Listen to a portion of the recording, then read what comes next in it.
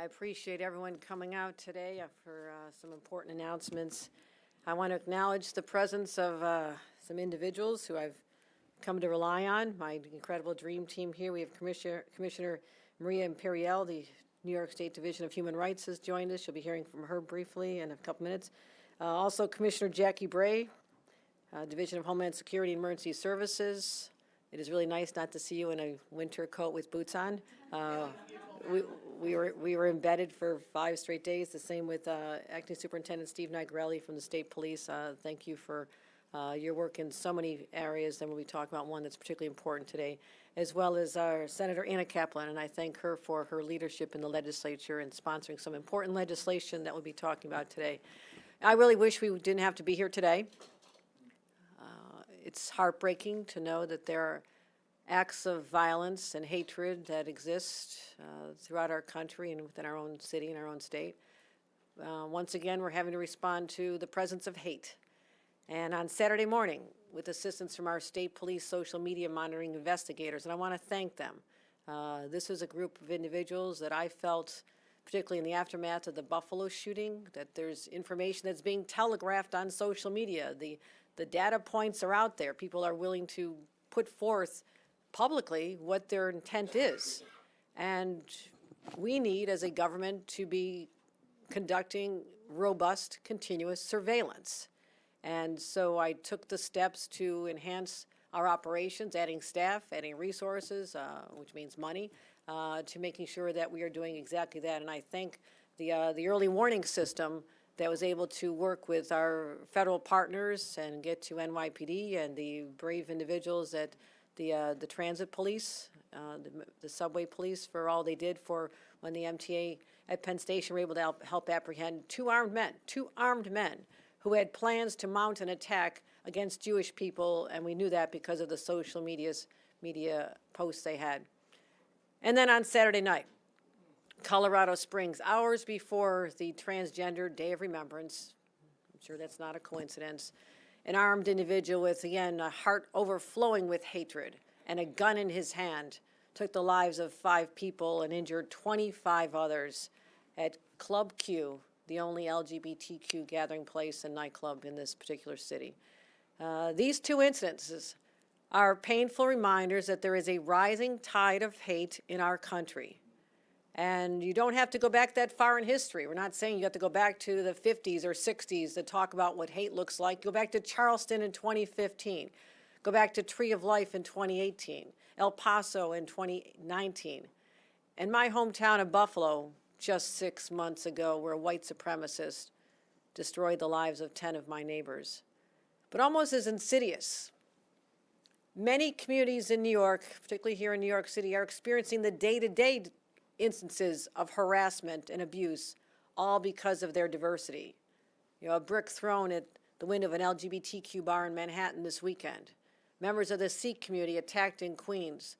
The rise in Asian hate across the city and state over the last couple of years, where we have white supremacists, right-wing extremists, and domestic terrorists trying to stoke fear in the hearts of New Yorkers. They want us to think twice about our safety before we worship, before we get on a subway, before we go dancing with our friends. But we know here in New York, it is this very diversity that has made us vulnerable to these attacks. But this is what has made us the most fascinating place on this planet. It's what separates us from the rest. It's more than something that just we celebrate, it defines us. And yet, these recent frightening attacks compromise that very sense of security that every single New Yorker is entitled to as a birthright. So it's not only the news-catching mass shootings, of which there were 600 nationwide already this year, involving guns, and we'll be talking about our efforts on guns in a subsequent event, which is forthcoming, because we've done a lot on dealing with guns in our state. But it's also the individual physical assaults, the verbal harassment, and these are the hate crimes that seem to be ever escalating. So I want to be clear that many of these attacks start out as seeds of hatred planted on social media. We've seen it over and over and over again. And they're planted by people in positions of power and authority. And this extremism has real-life consequences because they perpetuate harmful stereotypes and they spew hateful rhetoric. And these words reverberate in social media chambers, and people latch on to this. They normalize perspectives that should be otherwise viewed as abhorrent and dangerous. And as in the most tragic of circumstances, this hate leaves the virtual world, the social media world, and enters the real world. And that's when innocent people are harmed. And it's not just anecdotal. Last year was the deadliest year on record for trans people. The Human Rights Campaign reported 44 violent deaths of transgender and non-binary people. Also, the Anti-Defamation League counted 2,717 anti-Semitic incidents across the country last year. Not over a decade, over the last year. That's a 34% increase from the previous year, which had also been a high number. Highest number since they began tracking in 1979. And according to the ADL, there were over 600 incidents of domestic extremism in 2021, more than half of which were motivated by white supremacy.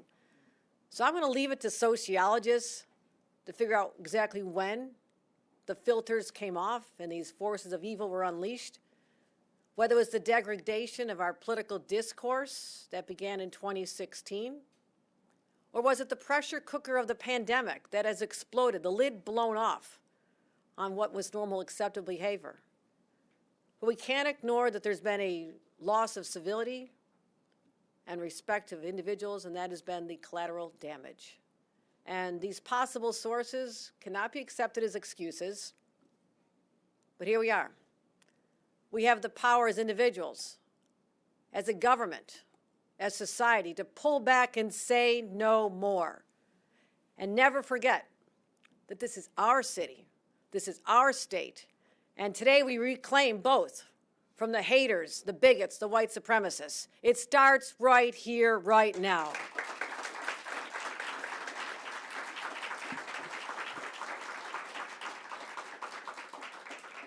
Because New York belongs to the good, not those filled with hate in their hearts. We may not be able to stop them from themselves, but we can stop them from harming others. And that is our imperative. We must protect that diversity and protect individuals against acts of hate and bigotry. Because no Asian woman of any age coming home from work should ever worry about where she stands on a subway platform. No young Jewish boy should ever have to look over his shoulder as he's walking to a yeshiva. No trans man or woman should ever have to fear for their safety or their life walking down their street or when they're in that safe space that they deserve. And no black New Yorker should ever fear going into a grocery store because of the color of their skin and becoming a target.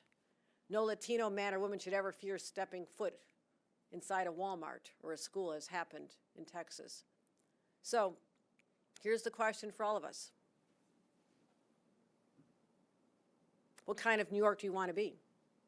How do we want to be known going forth this day forward?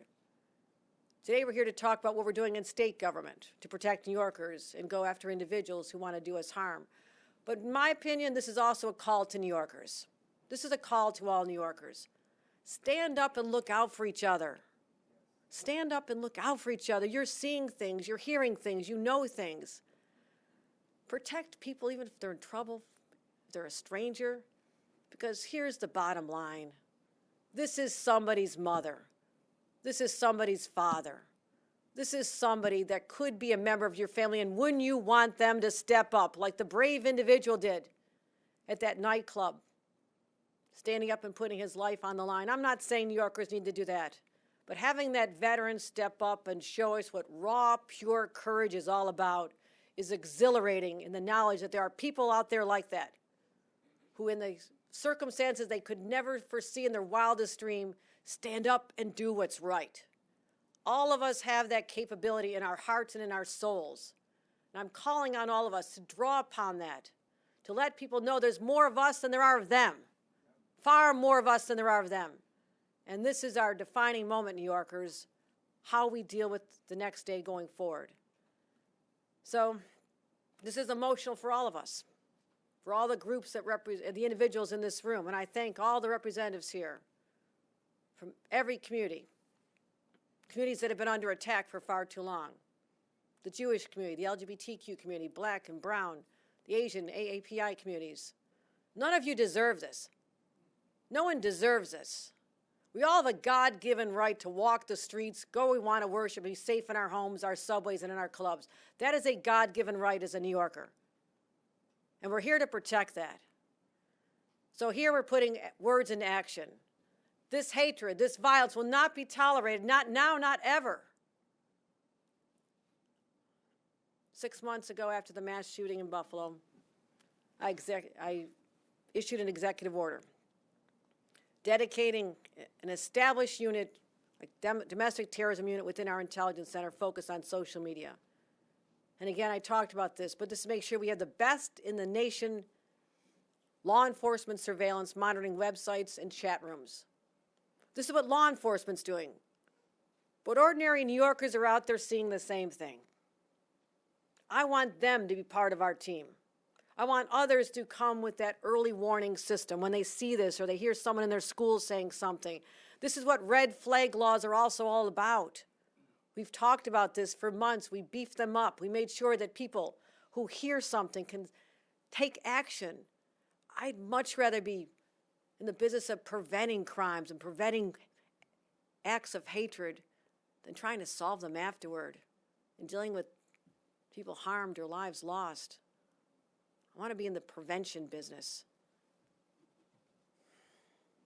We've seen the results of this work, as I mentioned, what happened at Penn Station. Again, my gratitude goes out to our law enforcement, the vigilant people who work hard for us every day. Commend the state police, the MTA. But I'm here to say one thing. Domestic violent extremism is the greatest threat to our homeland security. I don't know if it's been said that bluntly before, so I'm going to say it again. Domestic violent extremism is the greatest threat to homeland security because it eats away at who we are. It normalizes behavior that's unacceptable. And this is when we say no, no more. So terrorism, local terrorism, and these are acts of terrorism, acts of hate crimes on our streets, prevention is our highest priority. Last month, we announced $9 million in Homeland Security grants for bomb squads, tactical teams, infrastructure protection, local government, cybersecurity, and more, and we're going to continue. We directed $10 million in state grants to support county governments. Again, I came out of local government. I know the limitations on local government. I can talk about how great the state is doing, but the localities don't have the training, the experience, the resources, and we're counting on them as being partners with all of us, so we're going to be helping them even more, helping local governments develop domestic terrorism prevention plans. Again, domestic terrorism is not always the mass casualty occurrence. It's not that. What we're witnessing every day is an insidious form of domestic terrorism when people are being assaulted or physically abused or verbally abused because of their identity. That's what I'm talking about here. We also launched the first state-based domestic terrorism prevention unit in our Homeland Security Division because we're going to continue responding to these events. I directed all counties, I mentioned the counties. All counties now have to submit a domestic terrorism prevention plan to our Department of Homeland Security's by next month. And we're not just leaving them on their own, we're helping them. We're helping them understand what this is all about. Last Sunday, I asked Superintendent Steve Nigrelli to ramp up our surveillance for communities that are potential targets of crimes. And our counterintelligence unit is conducting outreach to LGBTQ communities in particular all across New York, as well as synagogues, other Jewish community spaces. And the work doesn't stop there. So today, I'm pleased to announce I'm signing 2 pieces of legislation. I thank our leadership in the Assembly, Carl Heastie. I thank Majority Leader Andre Stewart-Cousins and their conferences for the work that they've done. And you'll be hearing from Senator Anna Kaplan, but 2 pieces of legislation that build on our hate crime prevention and education efforts. The first bill requires individuals convicted of hate crimes to undergo mandatory training in hate crime prevention. That was sponsored by Senator Toby Stavisky and Assembly Member Rebecca Seawright. And what this was before, it was optional. Optional. The operative word now is mandatory. No discretion. This training will occur. The second bill establishes a statewide campaign around inclusion, tolerance, and understanding of diversity. Senator Kaplan will be speaking about this, Member Assembly Chuck Levine. And both bills promote educational awareness, which is key, I do believe we talk about this, whether it's the Holocaust education, we want to make sure that people understand that diversity is something uniquely special. It has to be protected. And we all have a responsibility to make sure that those who may be influenced by these forces out there have the knowledge and the understanding through the educational means to understand that this is a path they should not go on. This is what we're trying to do, capture the hearts and minds before people are radicalized on social media and go down a different path. This is how we can work together to keep our community safe from hate and violence. And again, I want to thank our partners from the legislature for their work on this effort, and we have much more work to do in the next session. I'm also pleased to announce that we'll be convening regional listening sessions led by senior members of my administration. We want to hear from all the communities. We don't pretend to have all the answers. We don't. All the organizations represented here today and others across the state have issues that we need to address specific to their communities. So this will be the first ever Unity Summit, first started in New York City. We'll bring together community, government stakeholders from around the state to affirm our stand against hate, violent extremism, and discrimination. We'll have everybody, government officials, advocates, community leaders, religious leaders, to help share practices, because I want this to be a national model. Why not New York? Why shouldn't we be the place that teaches the rest of the nation how you can do things differently? How you don't have to be passive. You don't have to be victims. This is how we're standing up and taking control of our destiny. And that's my expectation for this state over the next 4 years. We'll be having participants talk about their efforts to address hate crime and how we can support them as well. I also remind all the nonprofit and community organizations that CJ Division of Criminal Justice Services, we're seeking proposals. We have right now. If you've not applied, what are you waiting for? This is our Securing Communities Against Hate Crimes program. This has strengthened and prevented a lot of our efforts. We've awarded already $83 million to over 600 nonprofit organizations to date. And right now we have $50 million. $50 million on the table to help organizations right now apply for them.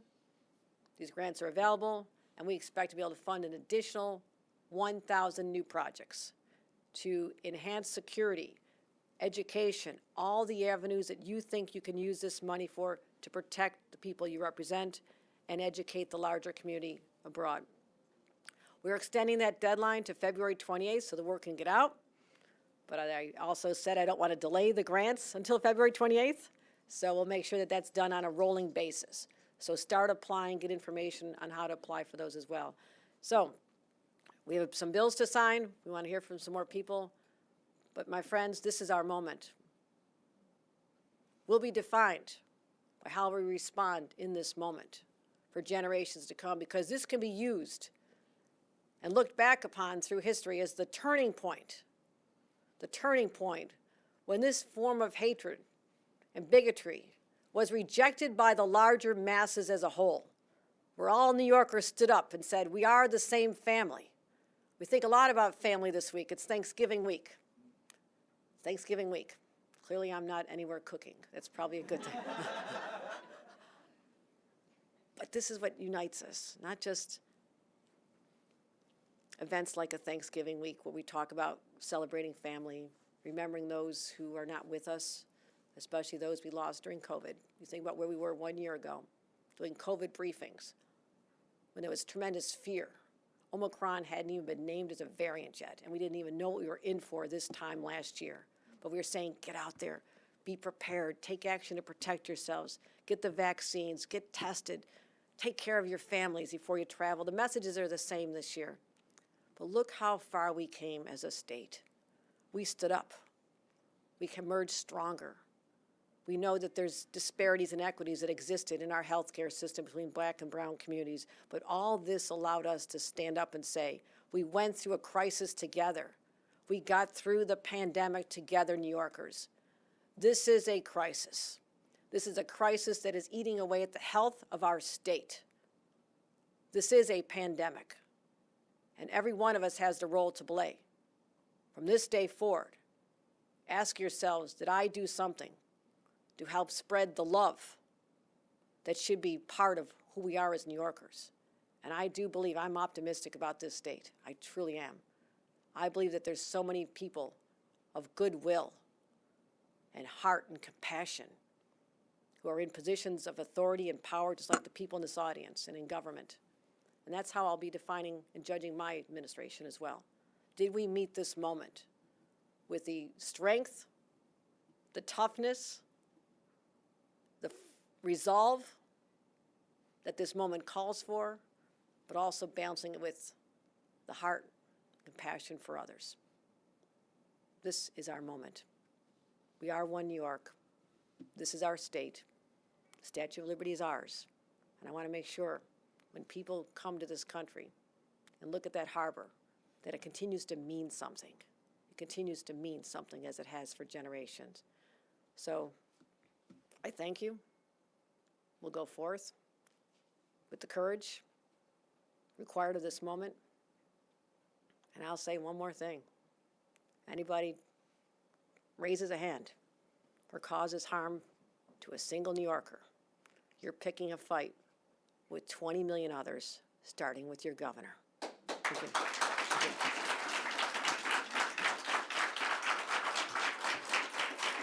With that, thank you. Thank you. With that, I'd like to call up Senator Anna Kaplan and talk about the importance of the legislation that she had such an important hand in drafting. Thank you, Senator.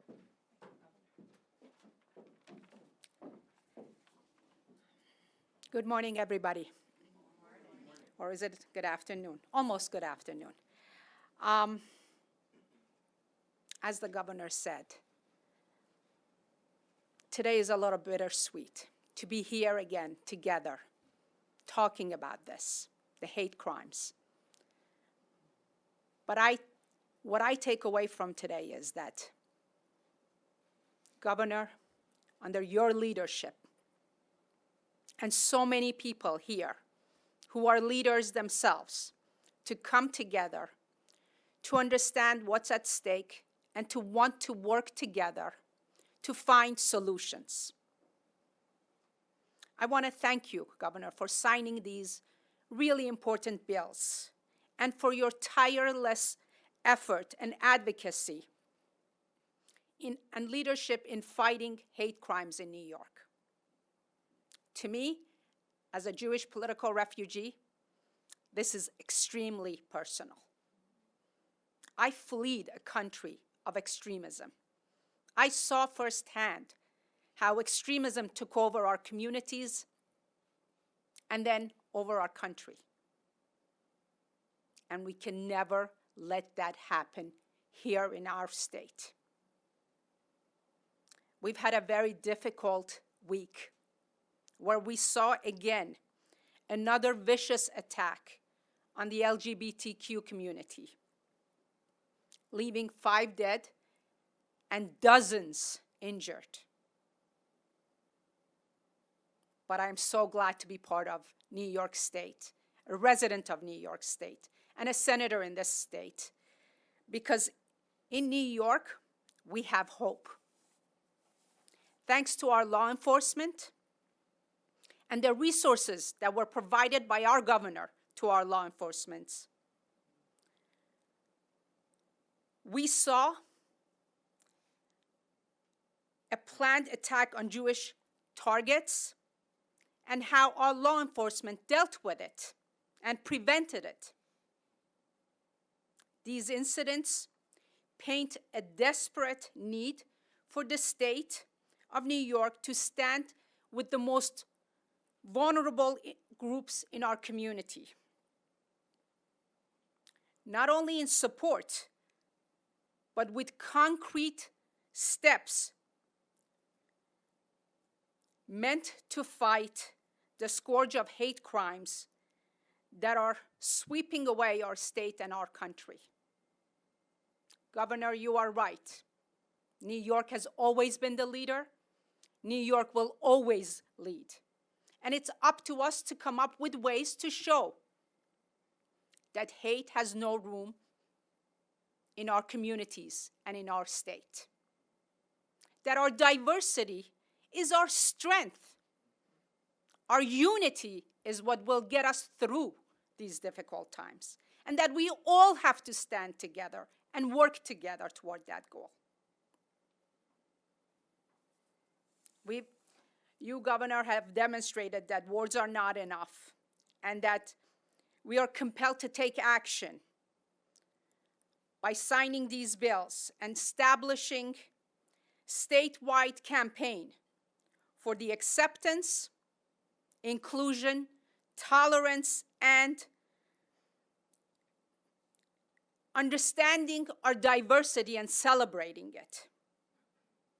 To fight hate, we have to have a multi-pronged solution, which will take all of us working together to accomplish. Law enforcement solution and giving them the resources that they need so that they could do their job is a very important step, but it's also outreach to different communities and making sure they are being heard and their voices are being represented. And, of course, education. I believe through education, we will get through a lot of people. And we need to make sure we use that as a very strong tool. This is how we fight the scourge of hate, and this is how we'll win in New York State. Thank you again.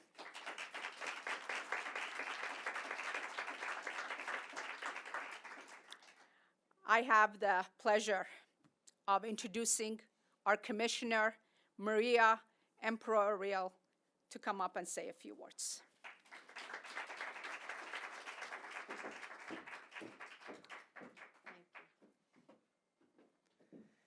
Saludos, and thank you so much, Senator Kaplan, and thank you, Governor Hochul, for your leadership and your efforts to combat hate.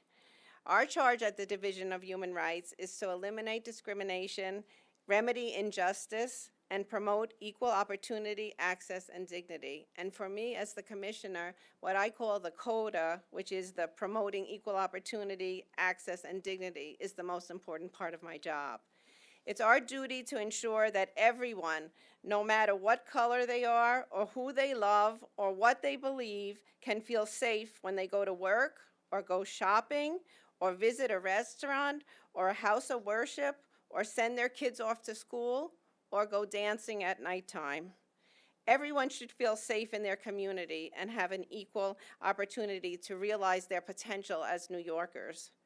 One way that the division carries out our charge is through enforcement, holding those who engage in discrimination accountable for their actions. However, to promote the CODA, equal opportunity, access, and dignity, we must do more. We must build stronger, more inclusive communities in our state that embrace diversity through education and outreach. This important legislation directs the division to launch a public awareness campaign to make a better, more inclusive New York a reality. Through building understanding and establishing greater respect for our neighbors, classmates, and colleagues, we can eliminate hate and bias from our state. The division will work with community and faith-based organizations, schools, and local governments to ensure that this message of accepting diversity and tolerance is spread far and wide. We are so grateful to Governor Hochul for signing this legislation, which will unite all New Yorkers against hate and make clear that hate has no home in New York State. I'm honored to lead this effort on behalf of the governor, and I'm so excited to work with all of you in the room and with our many partners in civil rights to move this campaign forward. So now it's time to sign some bills.